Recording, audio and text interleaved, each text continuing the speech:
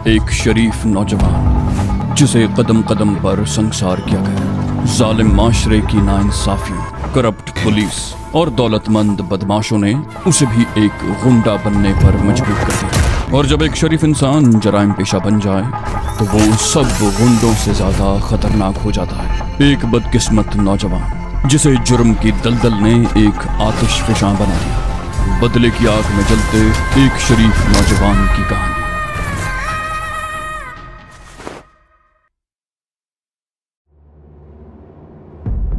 बाजिद खान आगे था, उसके पीछे नौलखा और आखिर में समीना। चट्टानी सीढ़ियां चढ़ते हुए नौलखा बुरी तरह हाँपने लगा। समीना उसे मुसलसल धकेल रही थी। बिलाखिर वो दरार से निकलकर एक कुशादा जगह पर पहुंच गए। समीना को यह जानकर हैरत हुई कि वो उस मकान से तकरीबन 50 फुट ऊपर चट्टान पर पहुंच चुके थे। वहां से कलानुमा वो मकान और उसका वसीउ अरीज सहन और सामने का गेट साफ नजर आ रहा था। बाजिद खान बोला, नौलखे भाई तुम इधर रुक जाओ, अगर कोई सामने वाले गेट से बाहर जाने की कोशिश करे तो उसे गोली मार दो। समीना बीबी तुम मेरे साथ आओ। नौलखा वहीं चट्टान से टेक लगाकर बैठ गया और समीना बाजिद खान के साथ चलने लगी। तकरीबन 100 गज का फासला तय करके वो रुक गए। जहां से वो छोटा गेट साफ नजर आ रहा था जो मकान के अकब में वाक़े एक चट्टानी दीवार में बना हुआ था। उस गेट के दूसरी तरफ तकरीबन उमूदी ढलान थी और एक तंग सा रास्ता नशेब में दरिया की तरफ चला गया था। वो दोनों चट्टान पर मुख्तलिफ जगहों पर घात लगाकर बैठ गए। बाजिद खान ने समीना की तरफ देखते हुए कहा, तोरखान के आदमियों में से अगर कोई जिंदा बच गया तो इस रास्ते से फरार होने की कोशिश करेगा। समीना ने मुस्कुराते हुए कहा, फिक्र मत करो, अगर कोई इस तरफ आया तो जिंदा बचकर नहीं जाएगा। नीचे मकान में फायरिंग की आवाजें सुनाई दे रही थीं, जो तकरीबन निस्फ घंटे तक जारी रहीं और बिलाखिर खामोशी छा गई। लेकिन उन लोगों ने अपनी पोजीशन नहीं छोड़ी। 15 मिनट और गुजर गए और फिर नजीबुल्लाह की आवाज सुनकर वो दोनों चौंक गए। समीना ने मुड़कर देखा। नजीबुल्लाह नौलखे के करीब खड़ा था और उन्हें वापस आने का इशारा कर रहा था। वो दोनों अपनी जगहों से उठकर वापस आ गए। समीना ने वॉस्कट के बटन ऊपर तक बंद कर रखे थे और वो कुछ अजीब सी उलझन महसूस कर रही थी। उसने कभी तंग गिरबान की कमीज नहीं पहनी थी और वास्कट के बटन गले तक लगे हुए थे। वो उसी दरार वाले रास्ते से होते हुए मकान में वापस आ गए। तुरखान की लाश उसी जगह पड़ी थी जहां गुल रहमान ने उसे गोलियों से छलनी किया था। एक लाश उससे अगली राहदारी में पड़ी थी और फिर समीना ने घूम फिर कर देख लिया कि तुरखान का कोई भी आदमी जिंदा नहीं बचा था। उन सब की लाशें इधर उधर बिखरी हुई थीं। गुल रहमान समीना को एक कमरे में ले गया। यहाँ भी कालीन बिछा हुआ था जिस पर गाँव तकिए पड़े हुए थे। एक दीवार में 2 अलमारियां बनी हुई थीं। गुल रहमान एक अलमारी की तरफ इशारा करते हुए बोला, इस अलमारी में कपड़े रखे हुए हैं, तुम कपड़े बदल लो।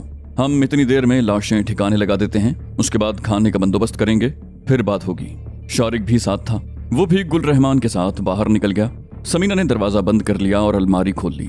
उसे ये देखकर बड़ी हैरत हुई कि उस अलमारी में कई रूसी फौजी वर्दियां हैंगरों पर लटकी हुई थी। एक शर्ट पर कर्नल के ओहदे के निशान लगे हुए थे और वो कमीज समीना को बिल्कुल फिट आई थी। उसने वही वर्दी पहन ली, पतलून भी बिल्कुल ठीक आई थी। समीना ने रूसी फौजी और अफगान मुजाहिदीन की जंग के बारे में अखबारात में बहुत कुछ पढ़ा था और उसने कभी सोचा भी नहीं था कि वो कभी अफगानिस्तान जाएगी और रूसी फौज के किसी कर्नल की वर्दी पहनेगी। उसने अपना खंजर भी साफ करके पिंडली के साथ बांध लिया। चंद मिनट के बाद जब वो कमरे से निकली तो इधर उधर बिखरी हुई तमाम लाशें उठाई जा चुकी थीं। वो मकान से बाहर आ गई। सहन में दाईं तरफ दीवार के करीब लोग जमा थे। समीना भी वहां पहुंच गई। नजीबुल्लाह और बाजिद खान गड्ढा खोद रहे थे। करीब ही एक तरफ तुरखान और उसके साथियों की लाशें जमीन पर पड़ी थीं। गड्ढा खासा बड़ा और गहरा था। लाशों को गड्ढे में डालकर मिट्टी डाल दी गई। वो लोग मकान में वापस आ गए।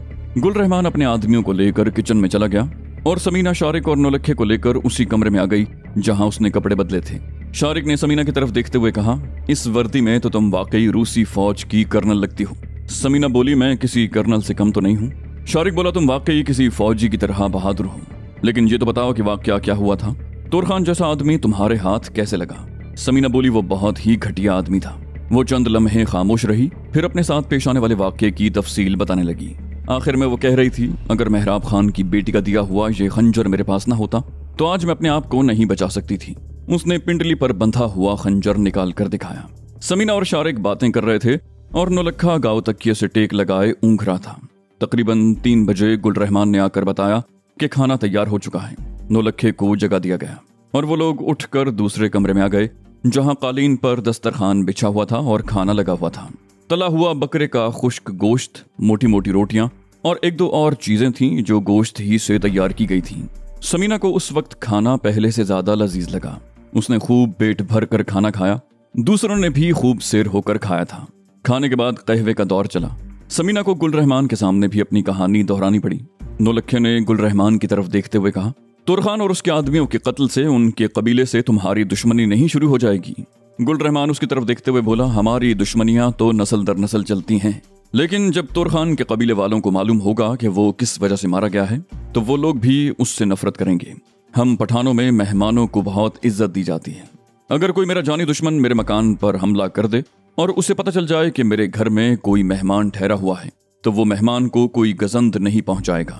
लेकिन ये तुरखान बहुत बेगैरत था। इसने जो कुछ भी किया उस पर मैं शर्मिंदा हूं और समीना बीबी से माफी मांगता हूं। समीना बोली, उसने जो कुछ भी किया उसकी उसे सजा मिल गई। इसमें तुम्हारा कोई कसूर नहीं था। तुम्हें माफी मांगने की जरूरत नहीं है। शारिक ने कहा, बहरहाल अब ये किस्सा भी तमाम हुआ।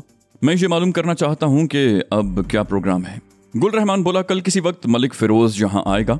ये तो अच्छा हुआ कि तुरखान का मामला खत्म हो गया। अगर कल फिरोज की मौजूदगी में ये सब कुछ होता तो उस पर मनफी असरात मुरत्तब हो सकते थे। शारिक ने सवालिया निगाहों से उसकी तरफ देखा। बोला, मलिक फिरोज कौन है? गुल रहमान बोला, वो पलंदर खान का खास आदमी है जो हमें पलंदर खान के पास ले जाएगा। माल हमें पलंदर खान ही से वसूल करना होगा। समीना बोली, इसका मतलब है कि हमें और आगे जाना होगा। हमारा ये सफर खत्म भी होगा या नहीं?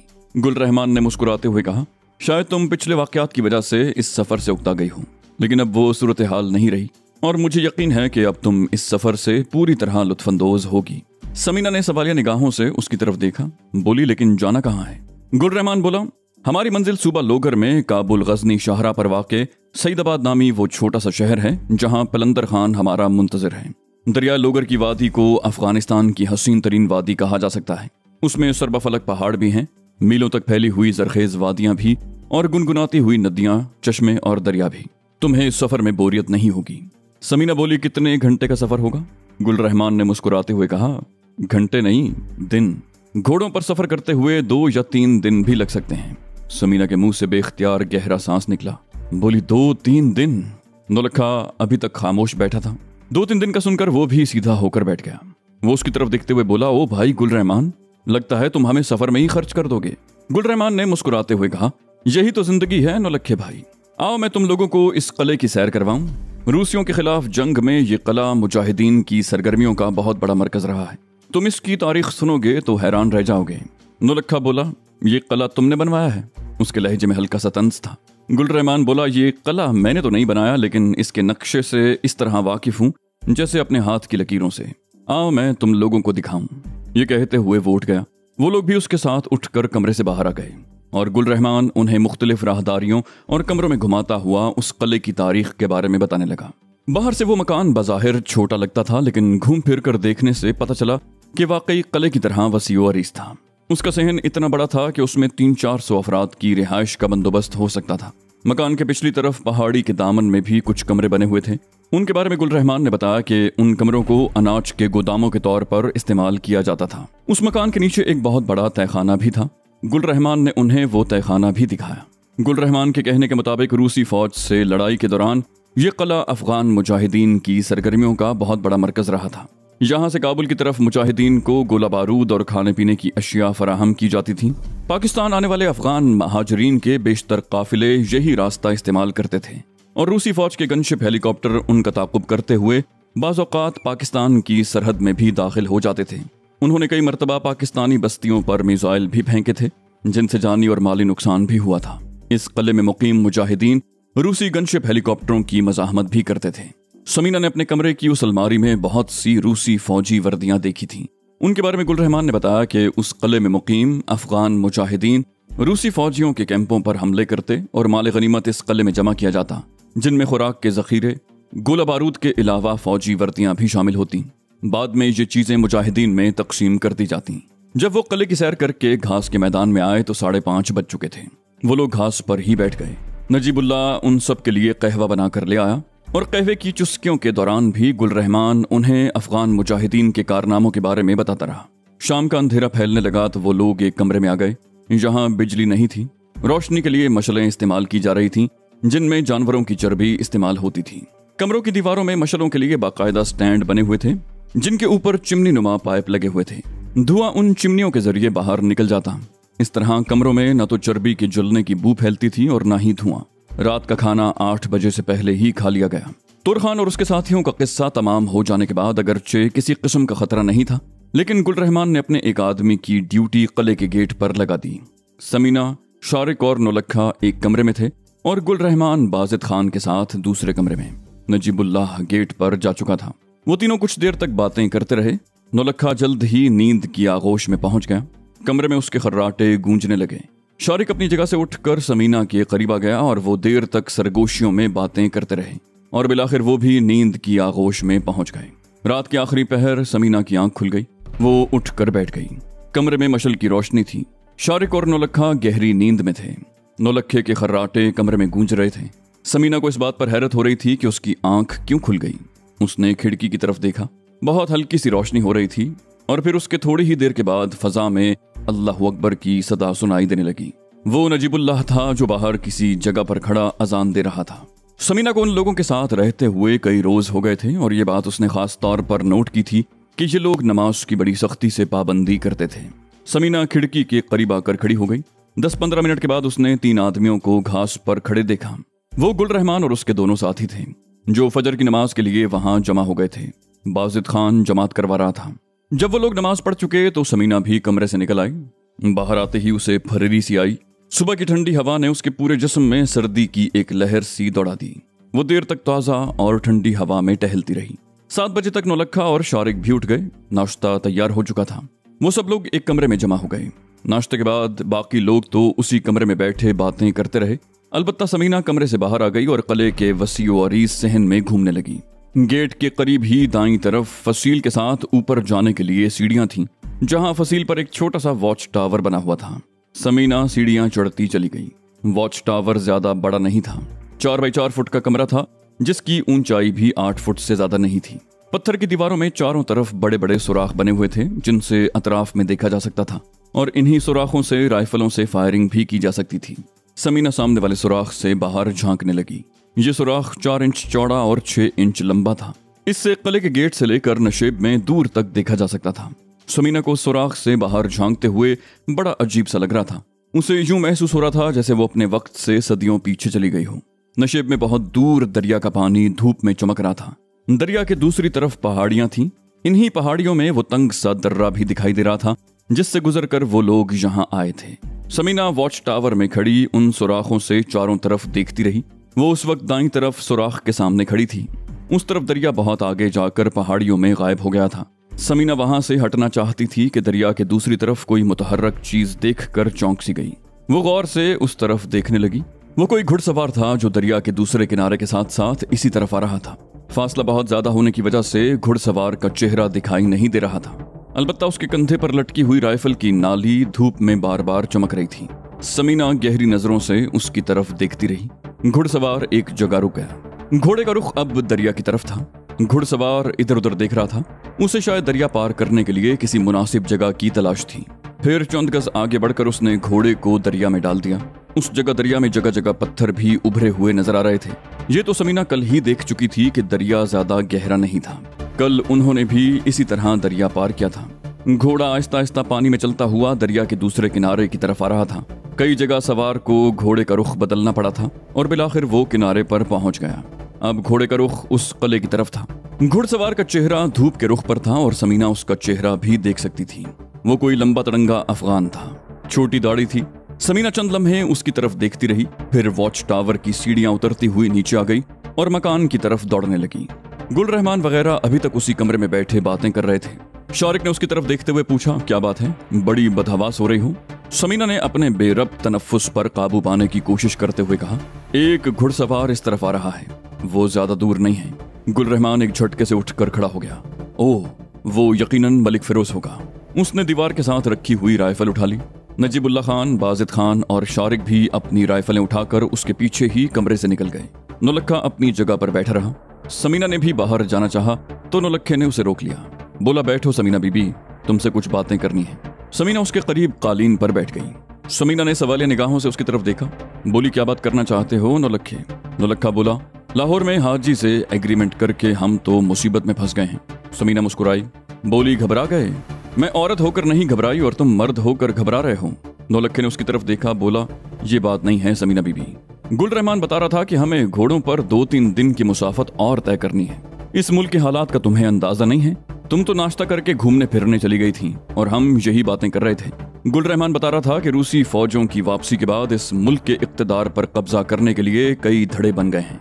2 बड़ी पार्टियां हैं जो हुकूमत पर कब्जा करने के लिए एक दूसरे से लड़ रही हैं। छोटी पार्टियां उनका साथ दे रही हैं। काबुल को तो उन्होंने खंडर बना दिया है।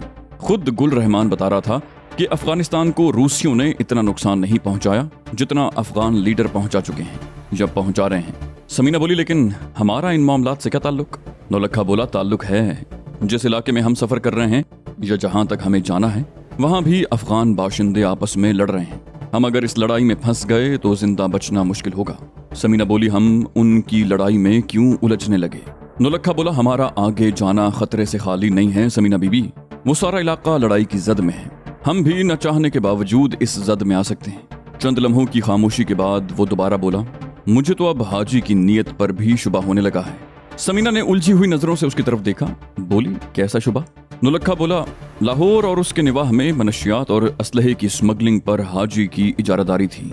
कुछ और छोटी छोटी पार्टियां थीं जिनसे हाजी को खतरा नहीं था, लेकिन शारिक बाबू हाजी के लिए बहुत बड़ा खतरा बनकर सामने आ गया। किसी खतरे से निमटने के लिए जरूरी नहीं है कि उसका जवाब ताकत ही से दिया जाए। सियासत भी कोई चीज होती है। हाजी ने शारिक के खतरे से निमटने के लिए ये तरीका इख्तियार किया। उसने कमीशन का लालच देकर शारिक को अपने साथ मिला लिया। उसे कराची का मिशन सौंपा गया और अब अफगानिस्तान का ये मिशन। वो चंद लम्हों को खामोश हुआ, फिर बात जारी रखते हुए बोला, मुझे यकीन है कि इस खतरनाक मिशन पर भेजकर वो शारिक बाबू से और हमसे निजात हासिल करना चाहता है। यहाँ कदम कदम पर खतरात हैं। अफगानों की लड़ाई में हमारा तिया पांचा भी हो सकता है। इसके अलावा और भी बहुत से खतरे हैं जिनसे अगर हम बच गए तो हम बहुत ही खुशकिस्मत होंगे।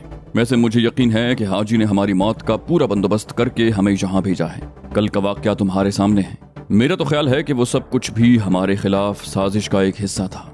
समीना ने उसकी तरफ देखते हुए कहा, मेरी समझ में नहीं आ रहा कि तुम्हारे जहन में ये बदगुमानियां क्यों पैदा हो रही हैं। कल जो कुछ भी हुआ उसकी वजह मैं थी। ये बात तो मैंने पारा चनार में ही महसूस कर ली थी कि मेरे बारे में तुरखान की नीयत में फतूर आ गया है। मेहराब खान वाली बस्ती में उसने मुझ पर हाथ डालने की कोशिश की थी, लेकिन कामयाब नहीं हो सका और उसे भागना पड़ा। वो हमसे पहले इस किले में पहुंच गया और उसे हम पर काबू पाने का मौका मिल गया, लेकिन इसका नतीजा भी तुम देख चुके हो।